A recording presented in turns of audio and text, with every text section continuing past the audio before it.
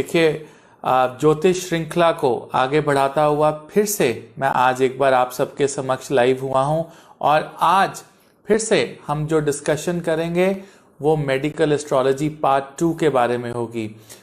आज फिर से आपको कुछ डायग्नोसिस बताऊंगा आपकी कुंडली के अंदर, जहां पर कुछ पर्टिकुलर प्लैनेट्स और उनकी पोजीशन आपकी कुंडली में डिफरेंट टाइप्स ऑफ डिजीजेस को पैदा करती हैं और उनके सॉल्यूशंस, उनकी रेमेडीज क्या हैं।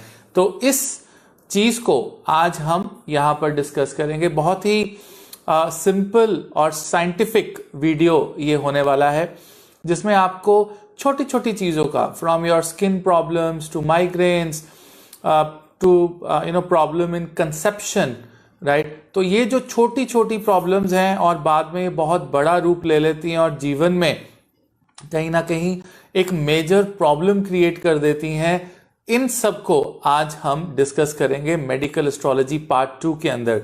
देखिए, मेरे साथ मेरे सभी व्यूअर्स जुड़ गए हैं। मैं एक एक का नाम अभी नहीं ले पाऊंगा बिकॉज ये थोड़ी सी लंबी वीडियो है। एक एक करके आपको different diseases and different planets के बारे में आपको यहां पर समझाना है। सो द पॉइंट इज कि let's come to the exact topic of the day, right. तो बहुत से मेरे व्यूअर्स मुझे कहते हैं नवनीत सर थोड़ा लंबा हो जाता है इंट्रोडक्शन और थोड़ा सा डिले हो जाता है पॉइंट पे आना।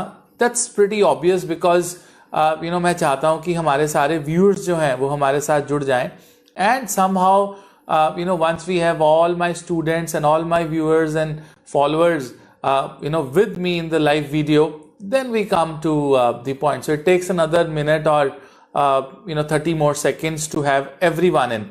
Okay, so what we'll do today is to understand the diseases.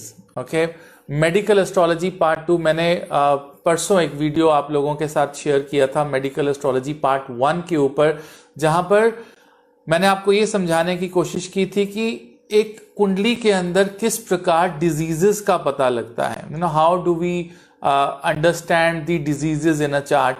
And also मैंने आपको ये भी बताया था कि हार्ट प्रॉब्लम्स जो हैं, how do we know that इस जातक को ये हार्ट प्रॉब्लम है, whether it is the valve of the heart which is prolapsed or it is the cholesterol which is causing the heart stroke or there are some other reasons of the heart stroke.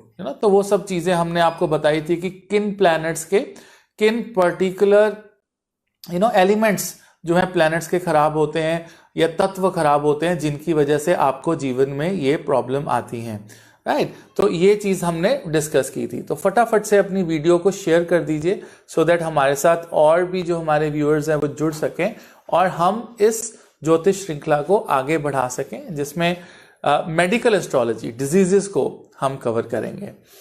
देखिए, तो last video में जैसे मैंने आपको बताया था कि लगन जो है एक बहुत बड़ा जो इंपॉर्टेंट रोल जो है वो प्ले करता है, राइट। सो लगना is something which is very very important अगर आप किसी की हेल्थ को आप देखना चाहते हो, राइट। तो अगर if you want to understand the health of a particular person, the first thing हो सकता है कि सूर्य, चंद्रमा, मंगल, बुध, बृहस्पति, शुक्र, शनि, राहु, केतु, इनकी पोजीशंस खराब हों, ये बीमारियां क्रिएट कर रहे हो आपके लाइफ के अंदर।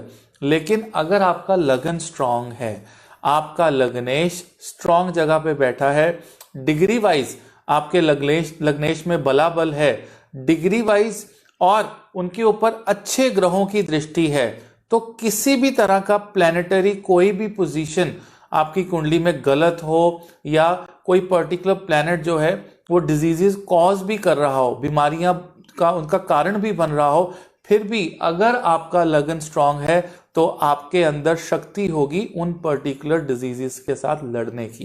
That is very very important. So कभी भी कुंडली देखकर हमें ये चीज नहीं देखनी चाहिए कि इसका बुध खराब है या शुक्र खराब है और कहीं ना कहीं वो बीमारियां या प्रॉब्लम्स क्रिएट कर रहा है। वन हैज टू अंडरस्टैंड कि अगर कुछ भी खराब हो, अगर लगन स्ट्रांग है, right, the first house is a strong house, the Lord of the first house is strong, no problem, right? Whatever combination you have, you will be able to overcome that combination. आप उस combination को जीत जाएंगे, you will not be in the trouble. Okay, so now let's discuss planet wise कि आपको कौन कौन सी बीमारियां कौन कौन से ग्रह देते हैं। सबसे पहले हम बात करेंगे, नीचे से स्टार्ट करते हैं केतु से, then will move on to sun. आप देखेंगे कलयुग की विडंबना ऐसी है कि मैक्सिमम लोग कलयुग के अंदर 4 या 5 दशाओं के साथ जूझ रहे हैं। Maximum of the people are running either the Venus महादशा और राहु महादशा और केतु महादशा, और कहीं ना कहीं पर बहुत से लोगों की कुंडली के अंदर मैंने शनि की महादशा देखी है, because when ever it is the testing time. So Rahu, Ketu, Shani and Venus, ये 4 महादशाएं ऐसी हैं जो मैक्सिमम टाइम पे आपकी कुंडलियों में आज की डेट में मैं देखता हूं, जितने भी मेरे पास हॉरोस्कोप की रीडिंग्स आती हैं उसमें ये सब दशाएं जो हैं वो नजर आती हैं कि यही पर्टिकुलर 4 दशाएं हैं। तो नीचे से स्टार्ट करेंगे, will start from Ketu first and see कि केतु किस तरह की बीमारियां आपके जीवन में देखते हैं। देखिए, केतु इज पास्ट लाइफ। आपकी कुंडली में केतु वहां पर विराजमान होते हैं जहां पर आपने पिछले जन्म में जो चीज अचीव कर ली होती है। सपोज कीजिए कि आपकी कुंडली में केतु 6ठे भाव में या किसी एक ऐसे भाव में है जहां पर एक तो वो कंफर्टेबल नहीं है, दूसरा वो कहीं ना कहीं पर प्रॉब्लमेटिक होकर बैठे हुए हैं। उन कंडीशंस के अंदर केतु पास्ट लाइफ के साथ जुड़ी हुई बीमारियां देते हैं। पास्ट लाइफ के साथ जुड़ी हुई बीमारियां वो बीमारियां होती हैं जिनके बारे में आपको पता नहीं है। I mean the problems that you are not able to diagnose in life, right, that is given by Ketu, right. So आपने सुना होगा कि सपोज कीजिए कि आपको कोई प्रॉब्लम आ रही है, पेट खराब है आपका, और आप डॉक्टर के पास जा रहे हैं, आपको पता नहीं लग रहा है, राइट। आपकी पैनक्रियाटिक प्रॉब्लम आ रही है, आपको पता नहीं लग रहा है, आप 1 साल से डॉक्टर के पास जा रहे हैं। Suddenly you realise that you are in the stage 4 cancer, okay, suddenly. So जो एक सडनली आपकी लाइफ में एक इवेंट आता है which is misfortune in your life, it is either bye Rahu और इट इज बाय केतु। ये चीज आप हमेशा याद रखिएगा कि अगर आपकी कुंडली में राहु और केतु की दशा चल रही है और समहाउ अचानक से, जिसके कोई सिम्टम्स भी नहीं थे बीमारी के, you had no symptoms before and suddenly you get into that particular disease in your life, that is always caused by Rahu और केतु। इस बात का आप हमेशा ध्यान रखिएगा। जितने भी वायरसेस हैं, जितने भी पैरासाइट्स हैं, राइट, जितनी भी इंफेक्शंस होती हैं शरीर के अंदर, that is always caused by Ketu. वो केतु की वजह से होती हैं। इस बात का आप हमेशा अभी मान लीजिए कि आप बार बार डॉक्टर के पास जा रहे हैं, डॉक्टर कहता है आपको कोई प्रॉब्लम ही नहीं है, you have no problem, everything is fine, सारी की सारी रिपोर्ट्स ठीक हैं, लेकिन उसके बावजूद भी आप ठीक नहीं फील कर रहे हैं। आपको अंदर से पता है कि कुछ ना कुछ, कोई ना कोई प्रॉब्लम चल रही है। The simple thing is that you should check your Ketu. Ketu की अंतर्दशा या केतु की पोजीशन ऐसी है जो आपको एक पर्टिकुलर बीमारी का डायग्नोज नहीं होने देती है। आप एक बीमारी को डायग्नोज कैसे करते हैं?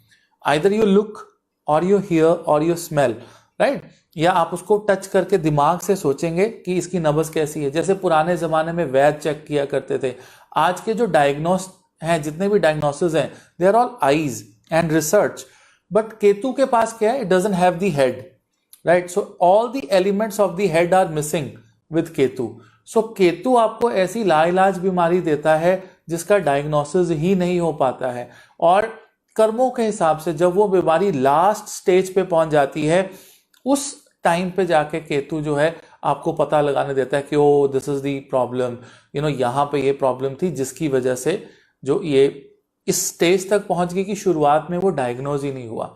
जैसे पैनक्रियाटिक जो कैंसर्स हैं या स्टमक कैंसर्स हैं, बहुत बहुत मैंने केसेस में देखा है ये 4th स्टेज तक पता ही नहीं चलते हैं, राइट। तो अगर एक एस्ट्रोलॉजर से मिलके केतु की रेमेडी करवा ली जाए, समहाउ केतु को सेट कर लिया जाए, उन सर्कमस्टांसेस में देयर आर चांसेस कि ड्यूरिंग द डायग्नोज आपको 1st या 2nd स्टेज पे वो चीज पता लग जाएगी। So that is very very important Ketu इस तरह की बीमारियां देते हैं, right. When it comes to Rahu, Rahu gives poisonous things, right. जैसे फूड पॉइजनिंग हो जाती है, आपने खाना खाया and then suddenly you realise कि 4 लोगों ने खाया था, 3 ठीक है, मैं ही खराब हो गया हूं। So that's because of Rahu.